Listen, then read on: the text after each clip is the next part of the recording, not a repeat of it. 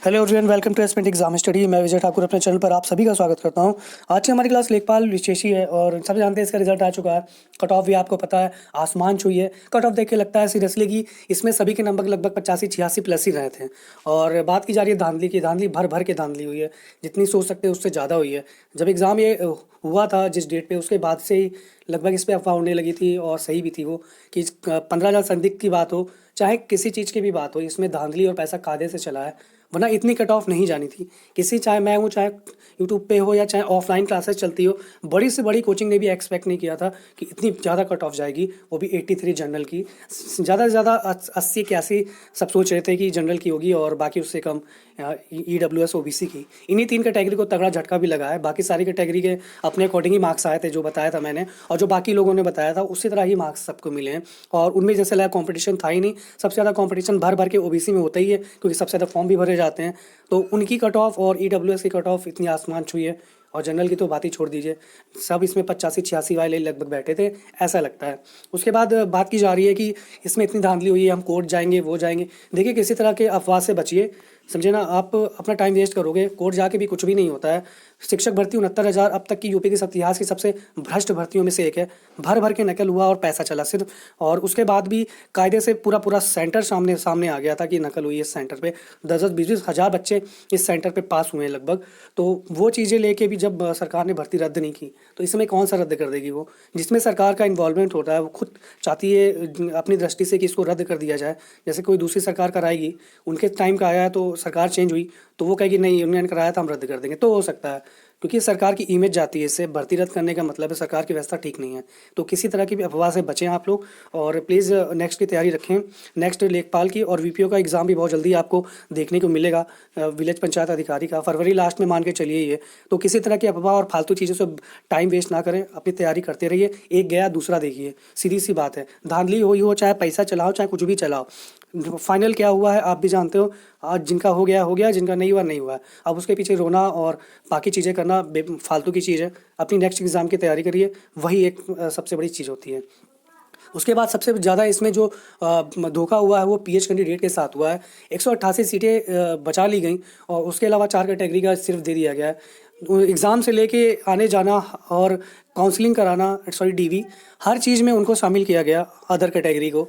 और पैसे उनके भी खर्च हुए, ऐसी बात नहीं है। और जब लास्ट मोमेंट आया तो उनको हटा दिया गया। तो ये सबसे बुरी बात हुई है उनके साथ, और एक तरह से धोखे वाली ही बात है, क्योंकि 4 कैटेगरी लेके बाकी सबको भगा दिया गया है। तो उसी को लेके 3 जनवरी को जो जितने भी PH अभ्यर्थी हैं, वो एक बड़ी संख्या में आयोग या CM जी से मिलने जाएंगे। तो जितने भी PH अभ्यर्थी हैं मेरे द्वारा, जो भी सुन रहे हैं, देख रहे हैं, प्लीज़ अपने साथियों से संपर्क करिए। 3 जनवरी को कहाँ आना है ये देखिए, और अपनी लड़ाई खुद लड़िए। देखिए, आपके लिए कोई और नहीं जाएगा, आपको खुद ही जाना पड़ेगा। 188 सीट पे आपका मौका बन सकता है। जितनी कोशिश करेंगे उतना जो फ़ायदा होगा आप लोगों को ही। और फालतू यूट्यूब पे जो भी साथी हैं कि जाओ बढ़ो हम आएंगे, उन सब चक्करों में मत फंसिए। अपने साथियों से संपर्क करिए, जो भी PH के ग्रुप्स चलते हैं, वो आपको बेटर बताएंगे कि आपको कहाँ पे जाना है, किस टाइम आना है। बाकी जो मुझे पता चला था, काफ़ी साथियों के कॉल आए थे PH के कि सर इन्फॉर्म कर दीजिए 3 तारीख को ऐसा कुछ होने वाला है। तो 3 तारीख को कुछ बड़ा होने वाला है PH कैंडिडेट की तरफ से। आयोग मतलब मीटिंग होगी, कोई अदर चीज़ नहीं।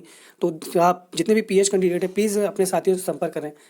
CM आवास जाना है उन्हें कि आयोग जाना है, वो चीज़ें कंफर्म कर लें। तो एक ये था। और PH कैंडिडेट के लिए बड़ा मौका है। मैं कह रहा हूँ फिर से कि जितने भी हैं 188 जो उनको पात्र लोग नहीं मिले थे PH कैटेगरी में, उनके लिए मौका बन जाता है ये कि जाइए, जोर लगाइए, और जो भी आ सकते हैं वो ज़रूर आइए। देखिए, ठंड का मौका है, दूर से आने में मुझे पता है कि थोड़ी सी डिफ़िकल्टीज़ होती है, खासकर PH कैंडिडेट को और भी है। तो उसलिए जो आ सकते हैं प्लीज़ आइए। तो ये PH कैंडिडेट बड़ी संख्या में आइए, बड़ी संख्या में जाएंगे, तभी कुछ होगा। उसके बाद बात करते हैं हम नियुक्ति पत्र की। देखिए, नियुक्ति पत्र की बात जो चल रही थी वो 15 जनवरी के, वो भी बहुत स्पीड से, जो पहले न्यूज़ आई थी उसकी बता रहा हूँ मैं, बहुत स्पीड से ये भर्ती निपटाना चाह रहे थे 15 जनवरी को, लेकिन अब लग नहीं रहा है। क्योंकि आपको भी पता है कि 22 जनवरी को अयोध्या में प्राण प्रतिष्ठा है। और आपको भी पता है कि जब भी नियुक्ति पत्र दिया जाता है तो एक समारोह टाइप करके दिया जाता है, तो उसमें प्रधानमंत्री जी बांटते हैं और योगी जी नियुक्ति पत्र बांटते हैं। तो उसी चीज़ का वेट करिए, हो सकता है कि 22 जनवरी के बाद आपको देखने को मिले यूपी के किसी मैदान में जहाँ पे आपको नियुक्ति पत्र और लोगों सरकारी लोगों के साथ जितने भी हों अदर एग्ज़ाम के, उन लोगों के साथ बैठा के दिया जाए। तो अभी इतनी जल्दी उम्मीद मत करिए, क्योंकि अभी तो जस्ट रिज़ल्ट आया है, तो लगभग 1 महीना तो आपको लगेगा ये नियुक्ति पत्र आने में। और जैसा रहेगा मैं बताऊँगा आपको, अपडेट करता रहूँगा। और जो भी प्रोविज़नल रिज़ल्ट के हैं, मैं उनसे यही कहना चाहता हूँ, देखिए आपका जैसे डीवी हुआ था, हो सकता है उसी तरह से फिर से डीवी हो आपका। तो जो पिछली बार जो कमी रह गई थी आपके डॉक्यूमेंट में, आपको अच्छी तरह पता होगा कि हमारे अंदर क्या, हमारे डॉक्यूमेंट में क्या कमी थी। एक बार रिकॉल करिएगा अगर आपको याद नहीं आ रहा है तो, कि हो सकता है डेट में कमी हो, ना नाम में हो, या ईयर में थोड़ा सा गैप टाइप में कुछ भी हो, तो वो थोड़ा सा रिकॉल करिएगा अपनी चीज़ें, तो आपको याद आ जाएगा। तो वो चीज़ें डॉक्यूमेंट सही से बनवा लीजिए, अगर बना नहीं है तो इस बार वो सही से लेके जाइएगा, क्योंकि अगर प्रोविज़नल में सही नहीं हुआ तो आपको उठा के बाहर फेंक देंगे वो। आप प्रोविज़नल में इसीलिए क्योंकि थोड़ा सा आपके ऊपर क्वेश्चन मार्क लगा हुआ है कि डॉक्यूमेंट सही नहीं है। तो वो चीज़ें हैं लेके, तो आपका फिर से लगभग डीवी होगा ही, और आयोग में जो कि जितना भी जानकारी पता चली है वो आयोग में ही होगा, क्योंकि आयोग ही आपको आगे इस स्तर पे भेजेगा, तो आपकी जॉइनिंग में भी थोड़ा लेट हो सकती है। तो प्रोविज़नल वाले के पास भी एक अच्छा मौका है कि 3 तारीख को जाइए। जो भी पीएच हमारे अभ्यर्थी वो भी जा रहे हैं अपने लिए, तो आप भी जाइए, पता करिए, अधिकारी मिल जाएंगे उस दिन, कि क्योंकि बड़ी संख्या में होगा। अभी आज के लिए मैंने कुछ कैंडिडेट को मना किया था कि आज मत जाइए जो भी प्रोविज़नल में, क्योंकि 1-2 दिन आप भी जानते हो नववर्ष है, 1-2 दिन वो लोग थोड़ा सा ढिलाई करेंगे, हो सकता है छुट्टी पे कोई गया हो अधिकारी, मिले ना आपको, तो 1-2 दिन इसीलिए रुक के जाया जाता है। 3 तारीख को जा रहे हैं तो जाइए, आप भी, आपके पास भी एक मौका है। तो ये प्रोविज़नल वालों के लिए था कि परेशान मत होइए, अपने डॉक्यूमेंट सही करिए, उस पे काम करिए, अपने डॉक्यूमेंट सही करने पे रिकॉल करिए, कुछ ना कुछ गड़बड़ होगा जरूर डॉक्यूमेंट में। अपने डॉक्यूमेंट बार-बार देखिए, जो आपने सबमिट किया है, चाहे ईडब्ल्यूएस का हो, चाहे कोई भी सर्टिफिकेट हो, वो देखिए। और महिला जो अभ्यर्थी जिनके पास प्रोविज़नल लिखा है, वो अपने डॉक्यूमेंट देखिए कि उनकी मैरिड है तो उनके पिता की तरफ का लगाया उन्होंने, कि हस्बैंड की तरफ का लगाया, तो वो चीज़ें चेक करिए। तो कुछ ना कुछ आपको पता चलेगा ही कि हमारे डॉक्यूमेंट में क्या गलती थी। तो आज के लिए इतना ही, जैसा रहेगा अपडेट में करता रहूँगा। चैनल पे इसी तरह प्लीज़ बने रहिए, और जो भी दिक्कत हो प्लीज़ कमेंट कर दिया करिए, जो भी मुझे जानकारी होगी, जितनी होगी मैं आपको बताने की कोशिश करूँगा। नेक्स्ट एग्ज़ाम की तैयारी करते रहिए, पिछले के चक्कर में मत पड़िए ना। देखिए, दुःख फालतू चीज़ें करने से कोई मतलब नहीं है, नहीं हुआ मतलब नहीं हुआ, हमें नेक्स्ट आगे बढ़ना है। तो आगे का एग्ज़ाम देखिए, वो भी इंपॉर्टेंट है। पीछे का रोएंगे तो आगे का भी नहीं हो पाएगा। इसी के लिए, और नव वर्ष की हार्दिक शुभकामनाएँ आपको। आपका ये साल मंगलमय हो बहुत। आज के लिए इतना ही, धन्यवाद।